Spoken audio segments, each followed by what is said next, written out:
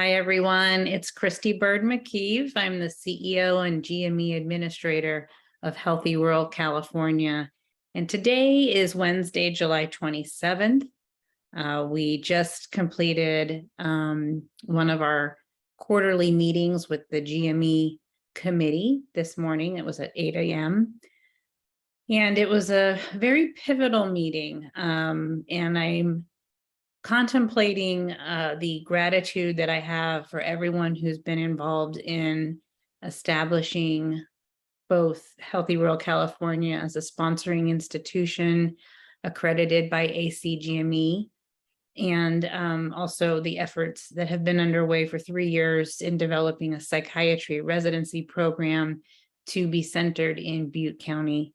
It has been quite a journey. And I'm just immensely grateful for everyone's hard work. And in particular, this meeting, I want to give a shout out to our friends at Butte County Behavioral Health. They have been our partner since day one in August of 2019, when the Butte-Glenn Medical Society formed a residency task force. And then medical director Dr. Kendall, along with Scott Kennelly, the director, and Dr. Gerald Maguire, Sr., who had run or been the medical director with Behavioral Health Butte County for many decades. And Dr. Maguire, I just recently heard, passed away. And this psychiatry residency is really in his honor. I vividly recall that first meeting of the residency task force in 2019, and he passionately advocated that we start as a task force to focus on psychiatry. He had seen over the 40 years of his being a psychiatrist with the county that it was very hard to recruit psychiatrists, and it was becoming more and more so. And he knew profoundly that medical education is one of the key driving forces to address access to care, that roughly 50% of residents, varies by specialty and region, I'm sure, but that's sort of the standard understanding, is that 50% of residents will continue to practice care after they finish their residency program, staying in the area where they did their residency. So to establish a graduate medical education program in Butte County, especially one with psychiatry, is a very big deal and very important to the community. So this morning's meeting, we may not have quite hit the mark in terms of having the application to ACGME for this community psychiatry residency program, but it all came together. And in particular, understanding with Butte County Behavioral Health, our key partner and the primary clinical facility, was agreed to. And in that regard, it is completely understandable from the 3 years that I've been involved with what we've been doing, and goodness, emails are coming in, that we have, some missteps and some, really, I've been very focused on just education and training, because a GME naive area and GME naive facilities and organizations, it's a lot. It's a huge learning curve. And I didn't come into any of this with an assumption that, why don't people understand? I felt like, I record these videos and I work really hard to send e-newsletters and updates, and we've done scholarly activity and faculty development in the last few months as well. And so but still, there is always room to better inform and educate on all of this stuff because it's so new to everyone. And so I want to just pause one moment to focus on the program letter of agreement. So it's an interesting chicken or egg thing. And I get that, right? I have an MBA, I'm running 2 nonprofits, adopting a third. So I'm all about, getting into the shoes of a particular organization and helping them understand. So hopefully this little 5 minutes will help spread that news to anybody who's watching this. But a program letter of agreement is a required document to attain accreditation. And the PLA, as it's commonly known, is a non-binding agreement that basically ACGME has a template, and they want to know that first and foremost, that the organization, site director, administration is on board with allocating time and resources to the faculty who are also listed in the PLA. Not all faculty are, but core faculty, key faculty, to make sure that all supervision of residents at particular rotations at that particular facility are given the time to teach, to do the administrative work that is required of faculty teaching residents.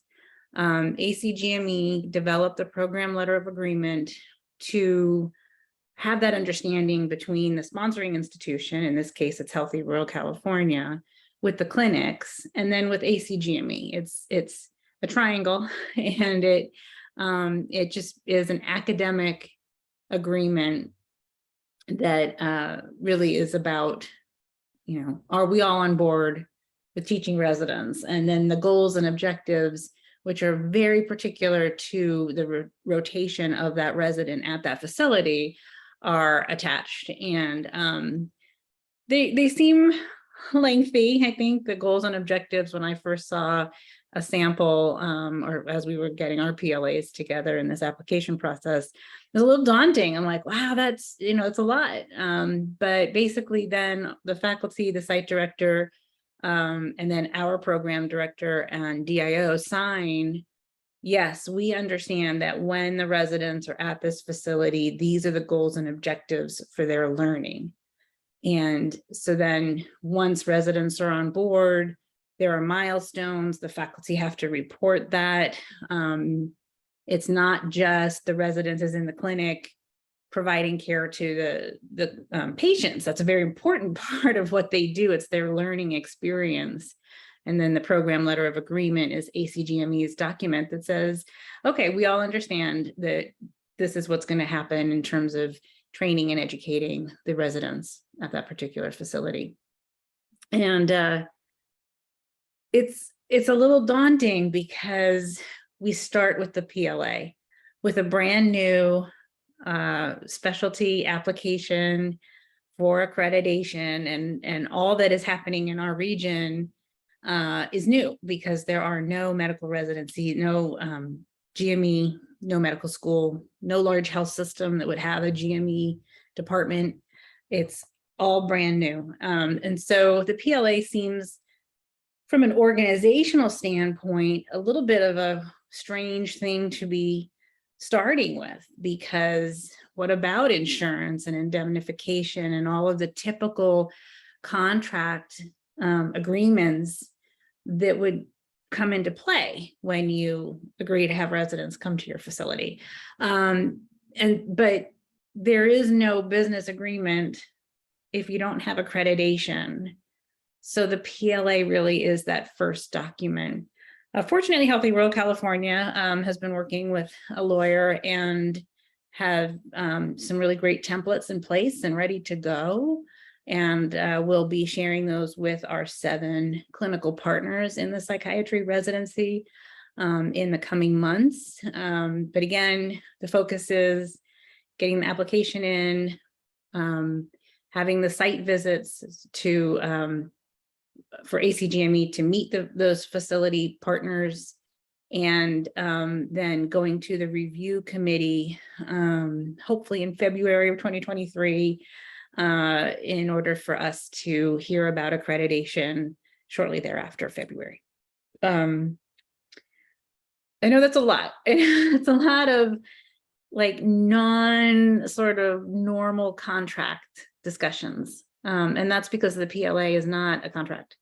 It is truly for the organization to say, yes, so we are going to allow our psychiatrists to be faculty teaching residents. These are the faculty that have agreed to be teaching, and these are the goals and objectives for teaching those residents and what the residents must attain for their completion of the residency. It's not to say that the business agreements are not that important. Like, they are very, very, very important, but it's really hard to spend a lot of time on something until we are accredited. So of course, we're going to line everything up. So if all works out, we hope to receive our accreditation in February, maybe March at the latest, 2023, and we should have our business agreements ready to go, if not beforehand. But obviously it's moot if we don't have accreditation.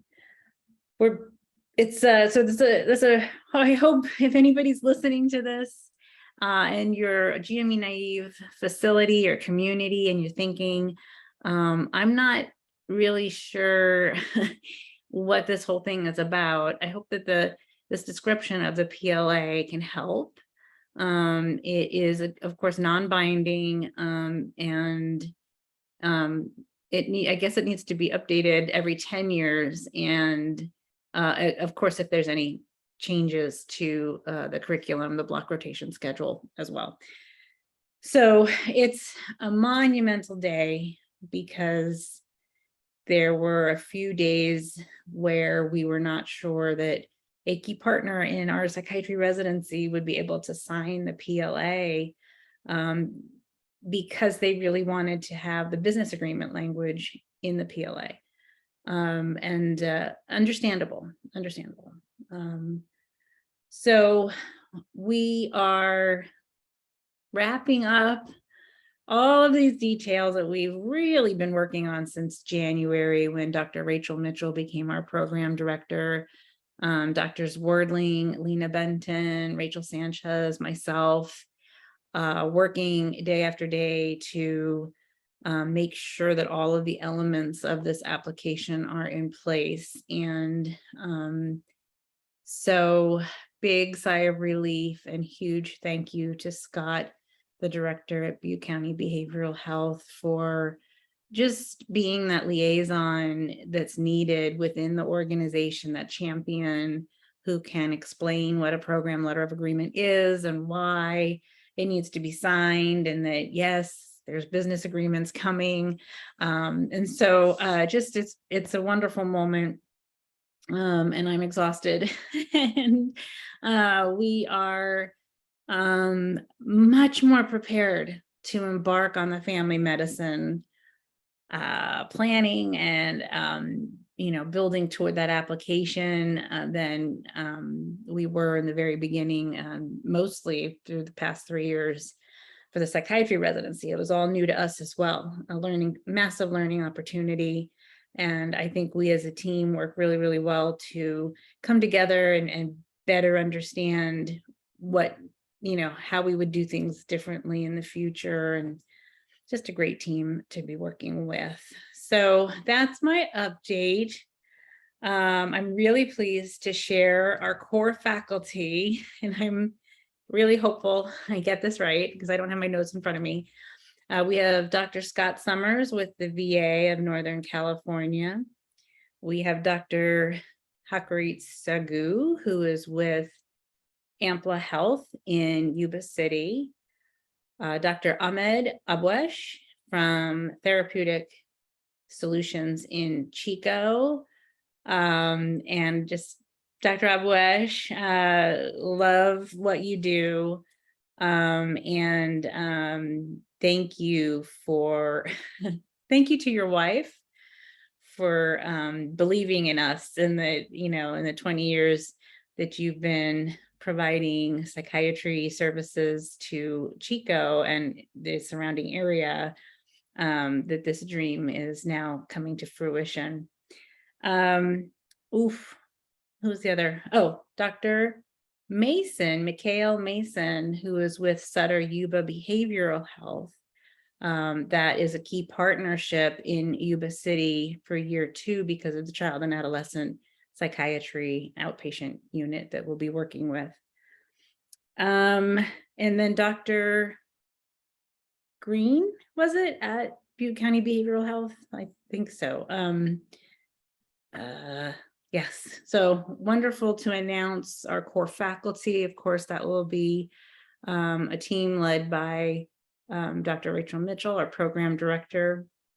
And we just had a faculty development meeting in mid-July. I was on vacation, so I didn't get to see it, but apparently it was really well received. Thank you to Maggie Fassbender of Whipfly as our consultant who did that. But really, right, we have all of these faculty and the residents will be at all these different facilities.